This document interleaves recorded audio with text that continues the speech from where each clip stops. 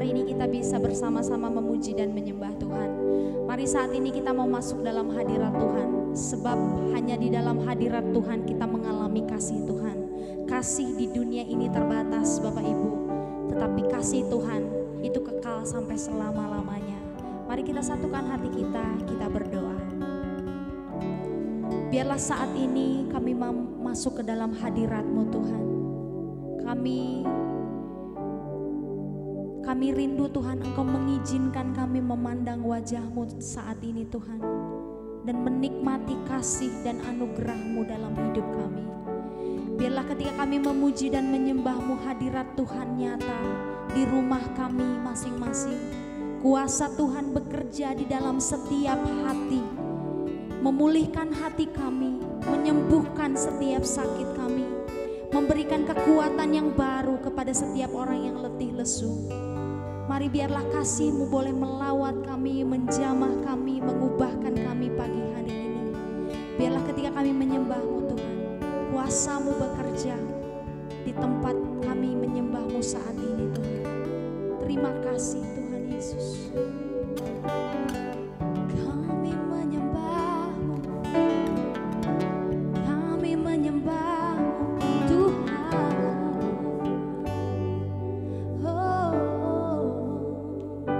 Saat indah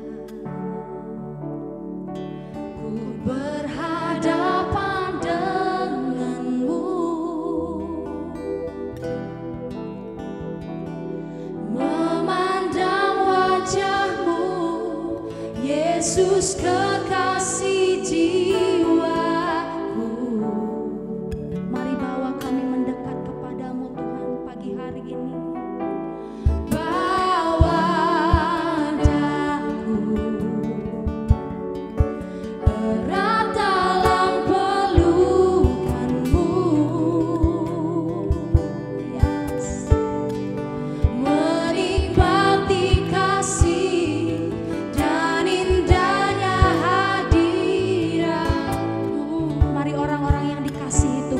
Sembah Dia sekali lagi, katakan saat indah, saat indah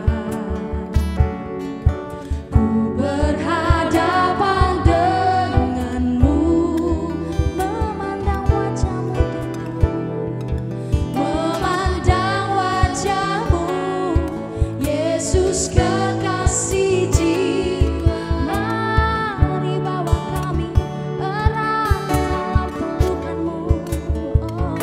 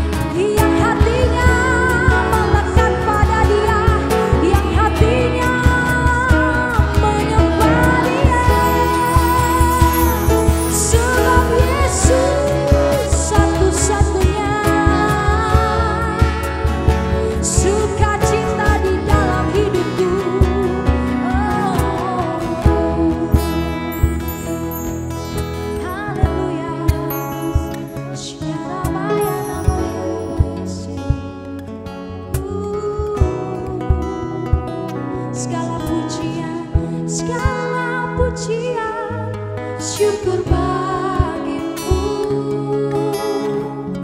kau hadir dalam hidupku. Kini ku datang sujud di hadapanmu, memujimu, menyembahmu, Yesus, ku menyembahmu.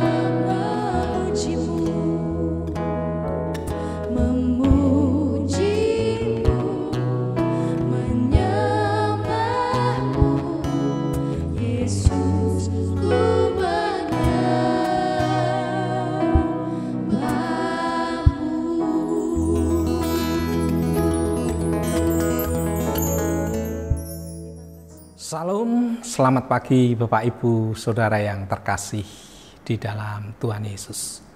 Bertemu kembali dalam acara Ada Jawaban TV dalam program Intimacy Worship. Di pagi yang indah dan cerah, karena semua hari, semua waktu adalah indah di hadapan Tuhan. Semoga kita melihat keindahan itu hari ini. Firman Tuhan pagi hari ini akan saya ambilkan dari Ibrani pasal 11 ayat yang ke-7. Demikian firman Tuhan akan saya bacakan. Karena iman, maka Nuh dengan petunjuk Allah tentang sesuatu yang belum kelihatan, dengan taat mempersiapkan bahtera untuk menyelamatkan keluarganya. Dan karena iman itu, ia menghukum dunia, dan ia ditentukan untuk menerima kebenaran sesuai dengan imannya.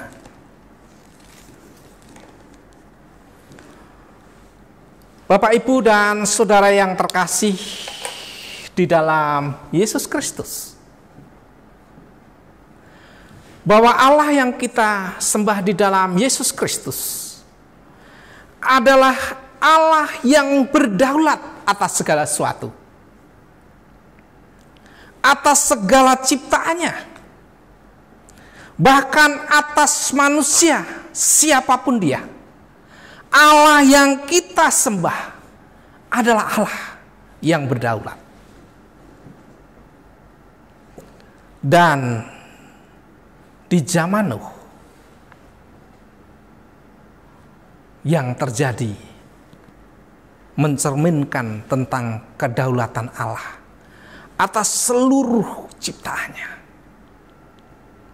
Dan dia memberikan hukuman kepada ciptaannya, terutama kepada manusia. Karena manusia melakukan kejahatan. Jadi penghakiman yang Allah lakukan, penghukuman yang Allah lakukan melalui air bah, itu terjadi dengan latar belakang karena manusia melakukan kejahatan yang luar biasa.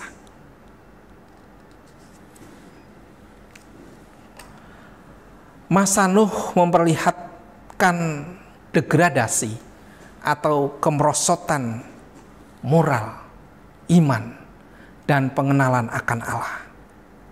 Sehingga setiap manusia melakukan kehidupan yang rusak.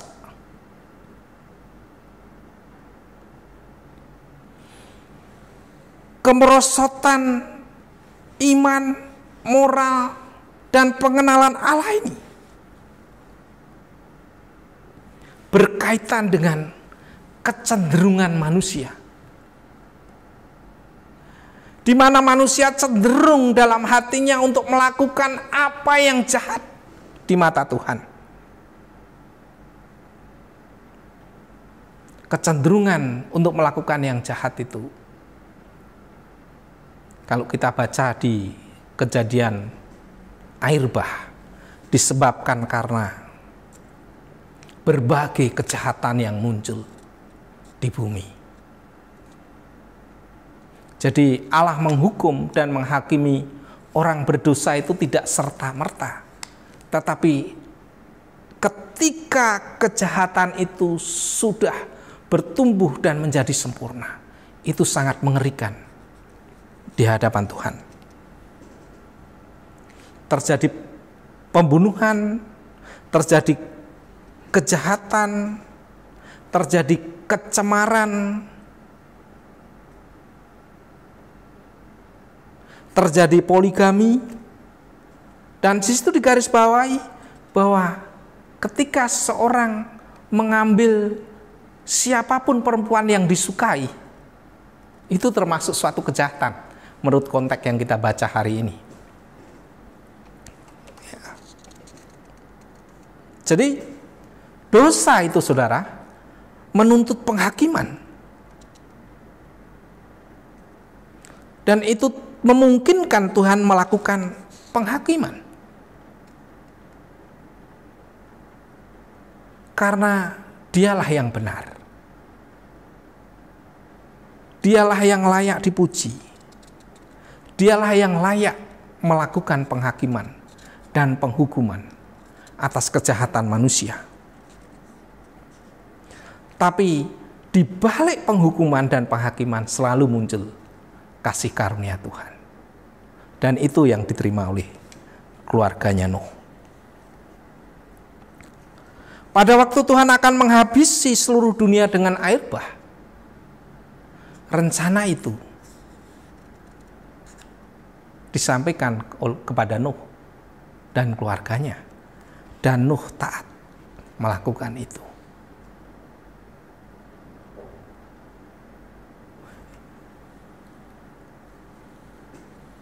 Karena dia pengantara dari pemerintahan Allah pada waktu itu, sebagai orang beriman, dari garis keturunan orang benar. Dialah Nuh. Nah, kenapa Allah menghukum dunia dengan air bah pada waktu itu?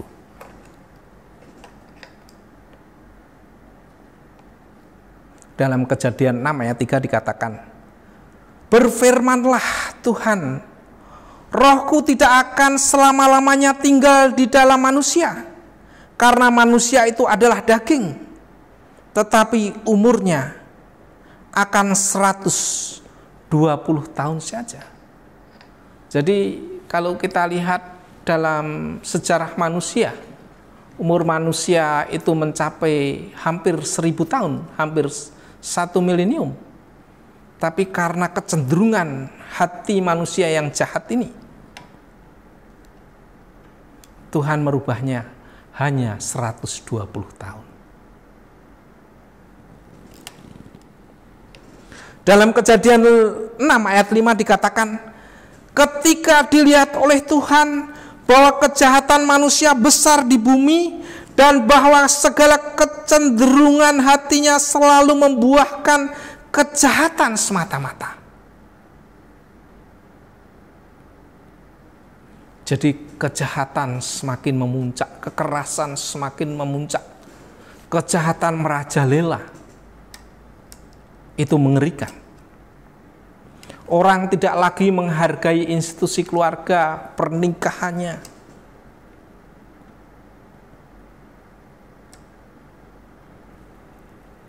Selain poligami, perselingkuhan dan lain sebagainya, kekerasan terhadap perempuan dan lain sebagainya, itu ketidakadilan yang terjadi, ketidakbenaran yang terjadi. Seperti apa yang dikatakan oleh firman Tuhan tadi, kecenderungan hatinya selalu membuahkan kejahatan semata-mata. Itu membuat Tuhan menyesal menjadikan manusia. Jadi Tuhan pernah menyesal di zaman Nuh, melihat manusia ciptaannya sebagai mahkota ciptaannya, ternyata kecenderungan hatinya selalu membuahkan kejahatan. Itu memilukan hati Tuhan. Maka Kejadian 6 ayat 6 dikatakan, maka menyesallah Tuhan bahwa ia telah menjadikan manusia di bumi, dan hal itu memilukan hatinya.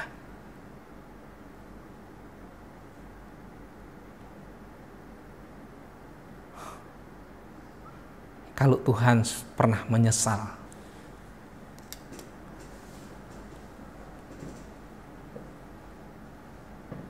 karena menjadikan manusia, jangan sampai saya dan saudara, Tuhan keluar kata-kata itu, menyesal menjadikan saya dan saudara, aduh, bahaya, harus berhenti melakukan kejahatan. Maka ketika kejahatan itu meningkat dan merajalela terjadi di mana-mana, berfirmanlah Tuhan. Kejadian 6 ayat 7. Berfirmanlah Tuhan, aku akan menghapuskan manusia yang telah kuciptakan itu dari muka bumi. Tuhan akan menghukum kejahatan manusia, jahatnya manusia.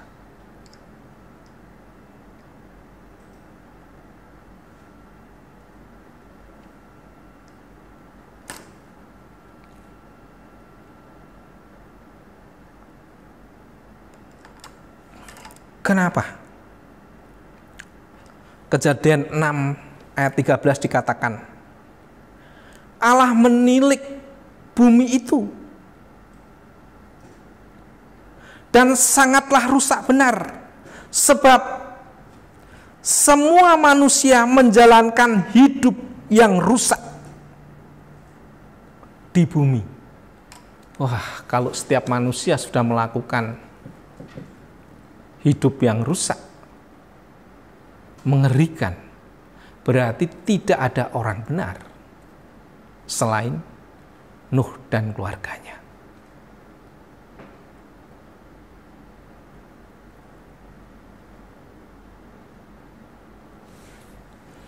Kejadian 6 ayat 17 dikatakan, sebab sesungguhnya aku akan mendatangkan air bah meliputi bumi untuk membinasakan segala yang hidup.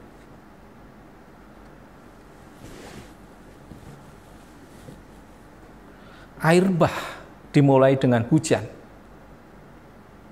40 hari 40 malam.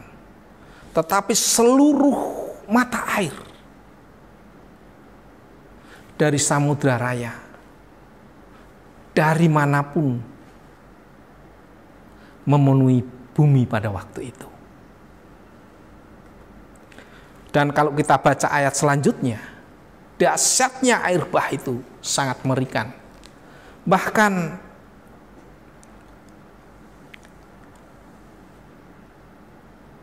Nuh dengan bahteranya itu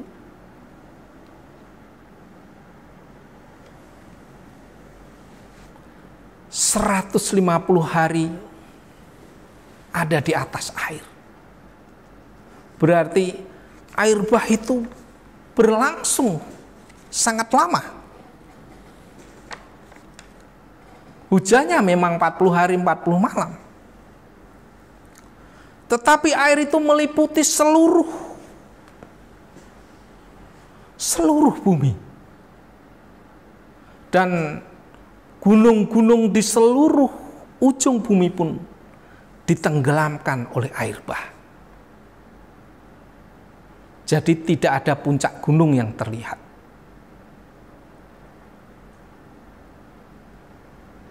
Semuanya tertutup oleh air bah itu. Dan itu sangat mengerikan, dan itu membinasakan semua yang bernafas yang ada di bumi. Kejadian 7 ayat 22 dikatakan, matilah segala yang ada nafas hidup dalam hidungnya.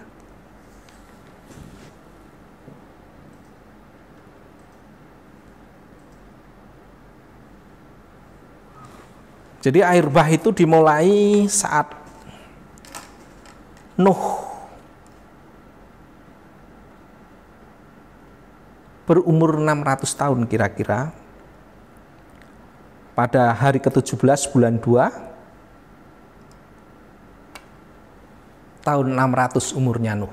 Kemudian air bah itu baru kering itu hari ke-27 bulan 2 tahun 6001. Jadi air bah itu berlangsung beberapa bulan dan hampir 1 tahun. 1 tahun baru kering bumi.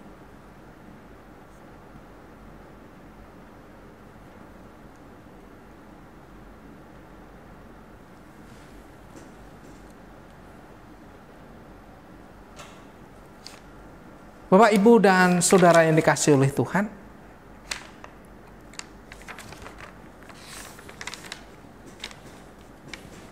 kejahatan itu mendatangkan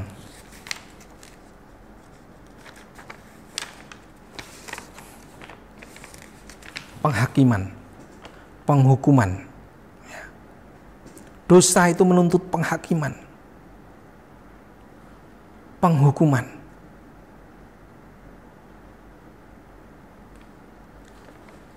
Dan apa yang terjadi mencerminkan bahwa Allah berdaulat atas seluruh ciptaannya, apapun yang terjadi.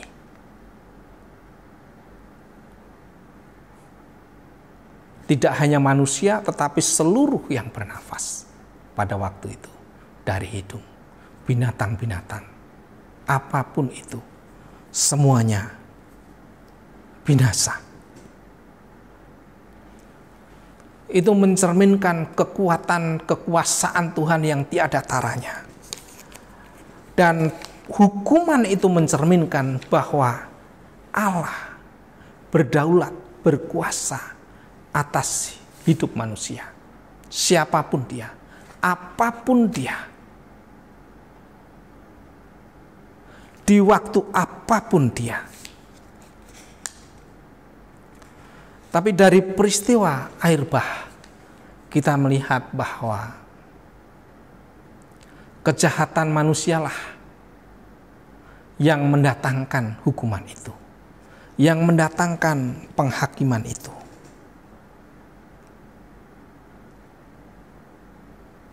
Kalau kita lihat dalam bahasa Ibrani, resa itu adalah kesalahan, kejahatan yang menunjuk pada cara hidup seorang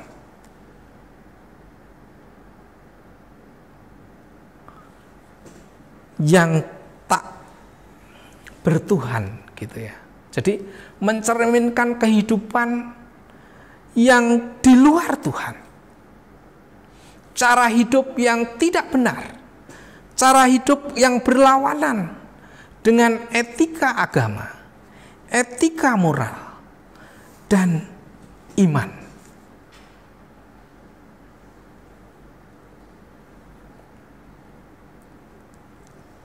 Kemudian kejahatan itu juga menekankan pemberontakan kepada Allah, pembelotan,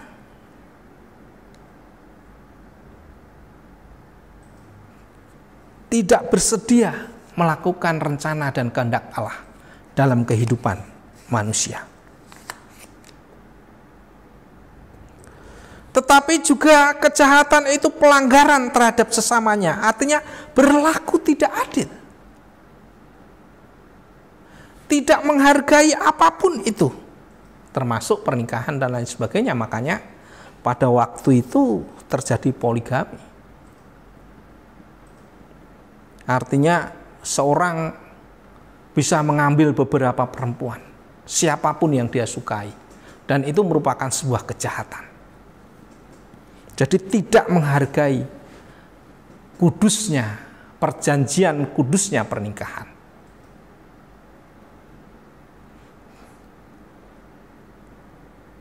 Kemudian hal itu tercermin adanya kecemaran,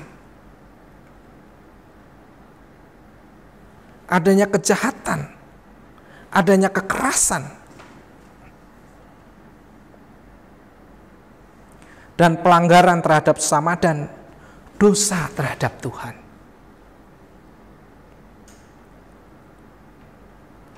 Hidup secara aktif tanpa kesadaran dan kepastian kepada Allah, dengan sengaja menentang Allah dengan melakukan kejahatan.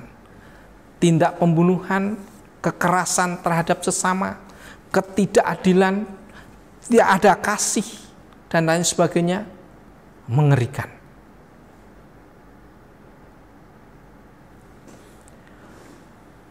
Bapak, Ibu, dan saudara yang dikasihi oleh Tuhan, mari dalam hidup ini kita memakai hidup ini. Bukan untuk mendatangkan penghakiman dan penghukuman dari Tuhan. Tetapi mari kita dalam hidup ini memakai hidup kita untuk mendatangkan anugerah, kemurahan dan berkat dari Allah. Baik untuk diri kita secara pribadi maupun kepada sesamanya, maupun dengan sesama kita, saudara kita, keluarga kita, dan kehidupan kita secara pribadi. Tuhan memberkati kita semuanya. Mari kita berdoa.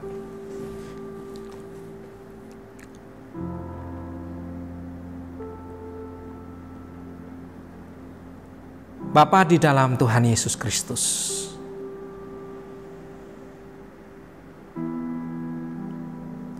Engkau adalah Allah yang penuh kasih.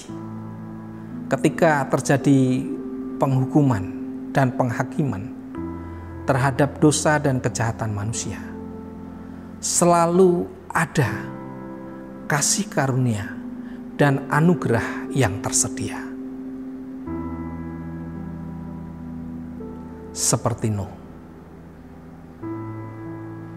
dan keluarganya mendapat anugerah, bahkan mendapatkan perjanjian dari Tuhan.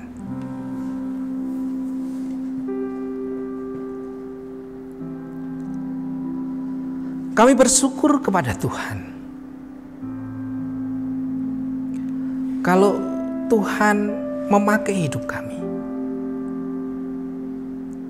untuk melakukan yang benar, yang baik, dan yang mulia, yang memuliakan Tuhan, yang mendatangkan kebaikan bagi hidup pribadi kami, tetapi juga bagi sesama yang ada di sekitar kami, bahkan untuk seluruh masyarakat. Pakai kami Tuhan, mampukan kami oleh Roh Kudus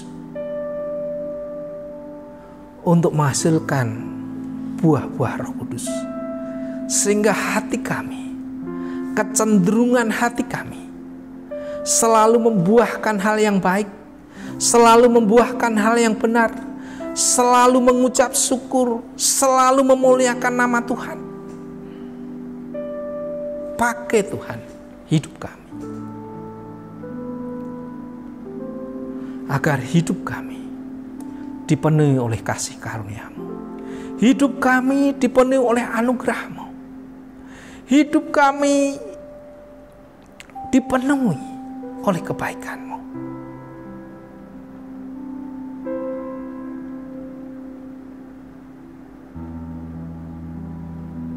Terima kasih Tuhan untuk semuanya, bahwa Engkau Allah yang berdaulat, berotoritas, berkuasa atas seluruh ciptaan kami, bahkan setiap pribadi kami masing-masing yang sedang bersama-sama beribadah dalam program Intimacy Worship pagi ini. Kami berdoa untuk orang-orang yang sedang sakit, yang sedang menderita, yang sedang susah. Tuhan kiranya mengaruniakan penghiburan, Tuhan kiranya mengaruniakan berkat, Tuhan kiranya mengaruniakan kasih karunia, agar mereka mendapatkan kesukaan di dalam Tuhan, penghiburan di dalam Tuhan. Kami berdoa bagi mereka yang sedang patah semangat, patah hati, putus harapan. Tuhan, Kau mengaruniakan kekuatan dan semangat yang baru, kekuatan yang baru, lahir dari hati mereka saat ini di dalam nama Yesus, sehingga mereka dapat menjalani kehidupan lebih bersemangat lagi dengan berharap kepada Tuhan, dengan bersekutu kepada Tuhan, dengan mengabdi kepada Tuhan, dengan hidup dalam hadirat Tuhan.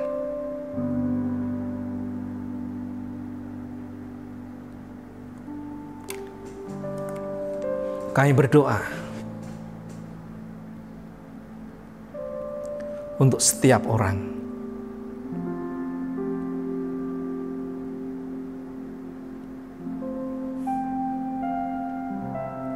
yang mengalami kekurangan karena peristiwa-peristiwa dalam kehidupannya.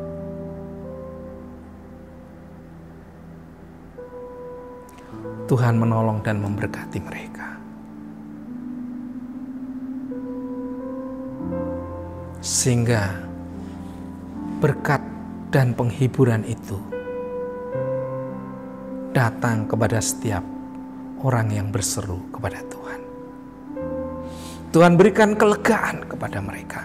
Tuhan memberikan damai yang abadi, damai yang sejati dalam hati mereka.